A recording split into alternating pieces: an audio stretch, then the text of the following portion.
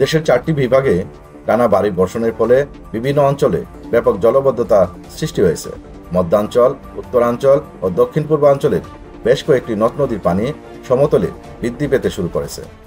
বিশেষ করে ফেনী জেলায় বাঁধ ভেঙে অন্তত 30টি গ্রাম প্লাবিত হয়েছে। এতে ঘরবাড়ি ও ফসলের মারাত্মক ক্ষয়ক্ষতি হয়েছে। জনজীবন কার্যত অচল হয়ে গেছে। টেকনাফে অর্ধলক্ষাধিক মানুষ এখন পানিবন্দী।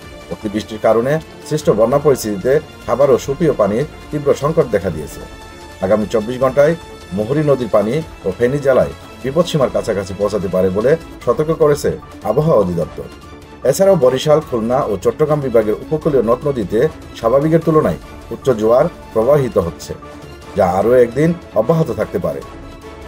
এদিকে খুলনা, বরিশাল, পটুয়াখালী, নোয়াখালী, কুমিল্লা, চট্টগ্রাম ও কক্সবাজার অঞ্চলের উপর দিয়ে দক্ষিণ ও দক্ষিণ পূর্ব দিক থেকে ঘন্টায় 45 থেকে 60 কিলোমিটার বেগে দমকা বা জোরো হাওয়া সহ বৃষ্টি অথবা বজ্রবৃষ্টি হতে পারে। এসব এলাকায় নদী বন্দরগুলোকে 1 নম্বর সতর্ক সংকেত দেখাতে বলা হয়েছে। পাশাপাশি চট্টগ্রাম, কক্সবাজার, মংলা ও পায়রা সমুদ্র বন্দরকে 3 নম্বর স্থানীয় সতর্ক সংকেত দেখিয়ে যেতে বলা হয়েছে। উত্তর বঙ্গোপসাগরের অবস্থানরত সব মাছ ধরার নৌকা ও ট্রলারকে উপকূলের কাছাকাছি থেকে সাবধানে চলাচল করার নির্দেশ দেওয়া হয়েছে এবং পরবর্তী নির্দেশ না দেওয়া পর্যন্ত গভীর সমুদ্রে না যেতে বলা হয়েছে।